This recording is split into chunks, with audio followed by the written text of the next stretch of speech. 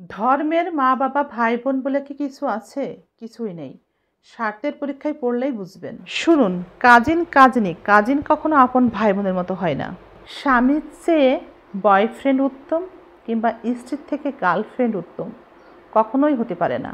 যখন সংসার ভাঙে তখনই বোঝা যায় আসলেই কোনটা ভালো, কোনটা উত্তম। বিয়ে করলেই স্বামী স্ত্রী হওয়া যায় না।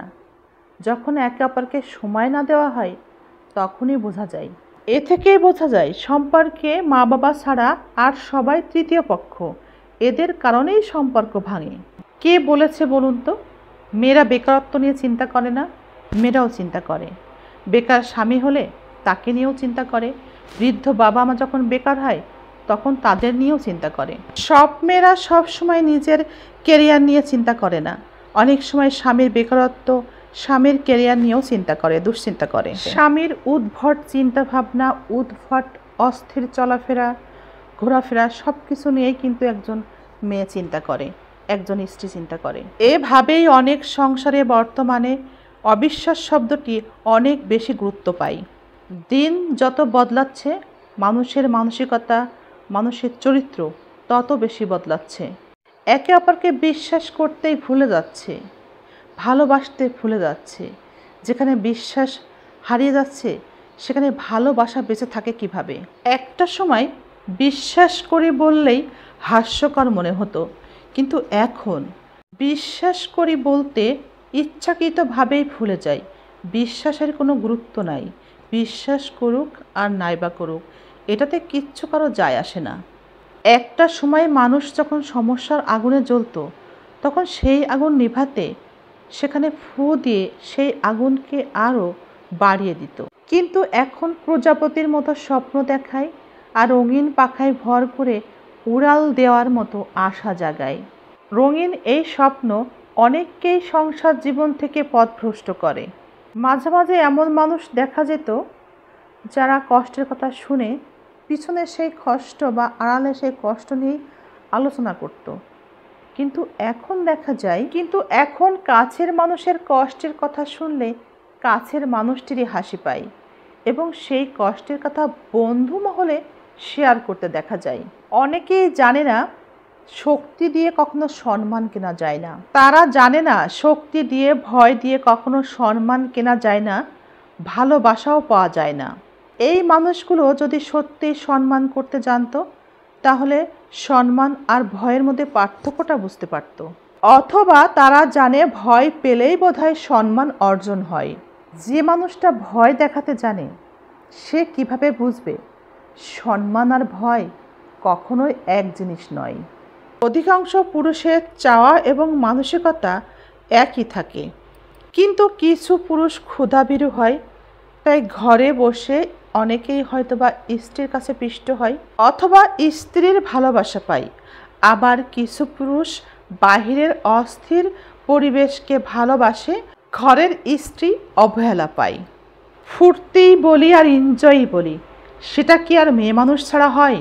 বর্তমানে এই একটা কারণেই ঘরের মেয়ে মানুষটি একা হয়ে যায়। টেনশানে আর অবিশ্বাসে যখন স্বামীর কাছে ঘ্যান ঘ্যানিয়ে মোবাইলের পাসওয়ার্ডটি চাই, স্বামী কিন্তু ঠিকই দিয়ে দেয়। এরপরও সে নতুন একটি আইডি খুলে যাকে খুশি তাকে গোপনে মেসেজের পর মেসেজ করে যায়। এই বিষয়টি কখনো কি ঘরের স্ত্রী টের পায়? আসলে যার উদ্দেশ্য থাকেই ঠকানোর, সে ঠকানোর জন্য অনেক কারণ খুঁজে যায়। আসলে এটা কিন্তু সত্য যে এভাবে কাউকে ঠকায় সে আদৌ কখনো কাউকে ভালোবাসা দেয়? যে মানুষটি ইচ্ছাকৃতভাবেই সম্পর্কের মধ্যে তৃতীয় কোনো ব্যক্তিকে ঢোকায় সে আসলে কখনোই আপনাকে ভালোবাসেনি। আর এই কারণেই সে আপনাকে ধরে রাখতেও চায় না এবং ধরে রাখার জন্য কোনো প্রতিশ্রুতিও দেয় না। এই মানুষটিকে চেষ্টা করলেও আপনিও ধরে রাখতে তাই পারবেন না। যতই আপনি তার ফোন চেক করেন, মেসেজ চেক করেন, পাসওয়ার্ড নিয়ে রাখেন, তাতে কোনো লাভ নেই। আপনি কখনোই তাকে ধরে রাখতে পারবেন না। দিনের শুরুতে সে বিদায় নেবে, রাতের শুরুতে সে আপনার কাছে এসে এভাবেই হাজির হবে। সবসময় তার তাই এই ধরনের প্রিয় মানুষগুলোকে মুক্ত করেই রাখতে হয়। যদি দিন শেষে সে ফিরে আসে তাহলে সে আপনার, আর যদি ফিরে সে না আসে তাহলে তার জন্যে চোখের পানি ফেলা একদমই বোকামি ছাড়া আর কিছু নয়। এই ধরনের সম্পর্কে আপনি কষ্টে আছেন, আপনি চিন্তা করেন আপনি ঠকেছেন, কখনো এই চিন্তা করে কষ্ট পাবেন না। কারণ যে মানুষটা আপনাকে ঠকাবে, আপনার সাথে প্রতারণা করবে, সেই বরং আপনার থেকে বেশি কষ্ট পাবে। একটা সময় তার বিপক্ষেই সময় কথা বলবে। যদি আপনার সাথে প্রতারণা করে, আপনাকে ঠকায়, তাহলে বুঝতে হবে সে আপনার ভালোবাসার গভীরতা বোঝেনি। কিন্তু সত্য কথা কি জানেন, সকল পুরুষের চিন্তা কিন্তু একই রকম হয়। চরিত্র তাদের যেমনই হোক, যতই খারাপ মেয়েদের সাথে মেলামেশা করুক, অস্থির মেয়েদের সাথে মিশে নিজেদেরকে আরও অস্থির করে তুলুক, কিন্তু তারা কখনো ভালো মেয়ে চিনতে ভুল করে না। আপনি চুপচাপ সব কিছু দেখে যান, সহ্য করে ধৈর্য ধরে অপেক্ষা করতে থাকুন, দেখবেন সে ঠিকই আপনাকে চিনে নেবে, সে ঠিকই তুলনা করতে শিখে যাবে। প্রিয় মানুষটির ভাগ কেউ দিতে চায় না, তাই আপনার মধ্যে এই অস্থিরতা।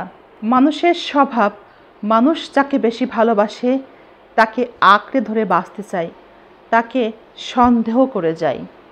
যাকে মানুষ বেশি সন্দেহ করে তাকেই মানুষ সব থেকে বেশি ভালোবাসে। এত কিছুর পরেও যদি তাকে সন্দেহ না করে, তাহলে ধরে নিতে হবে ওই মানুষটির অন্য একটি ভালোবাসার মানুষ আছে।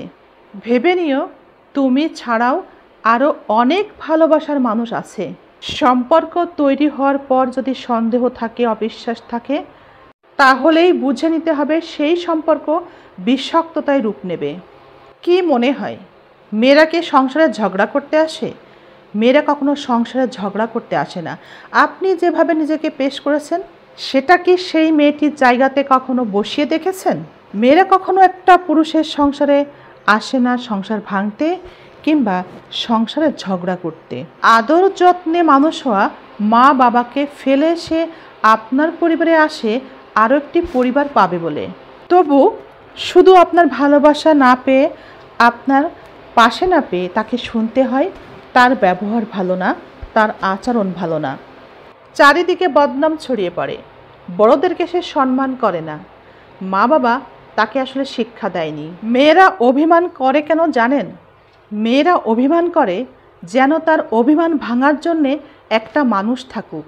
মেয়েরা প্রিয় মানুষটির কাছে সবসময় স্পেশাল হয়ে থাকতে পছন্দ করে, যে তার মন বুঝবে, তাকে ভালোবাসবে, তার অভিমান ভাঙাবে। বিষয়টা বুঝতে হবে, যাকে সে ভালোই বাসে না তার সাথে অভিনয় করার প্রশ্নই আসে না।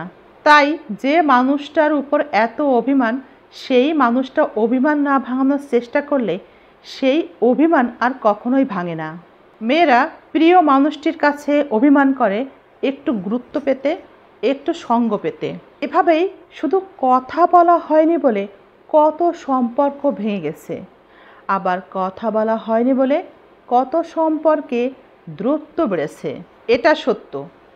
কোনো সম্পর্কে যোগাযোগ এবং কথা বলা বন্ধ হয়ে গেলে সেই সম্পর্ক আর টেকে না।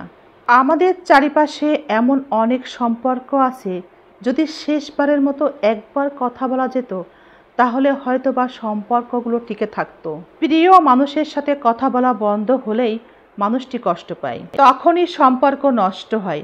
তাই দূরত্বে নয়, গুরুত্বে বাঁচুক আমাদের সম্পর্কগুলো।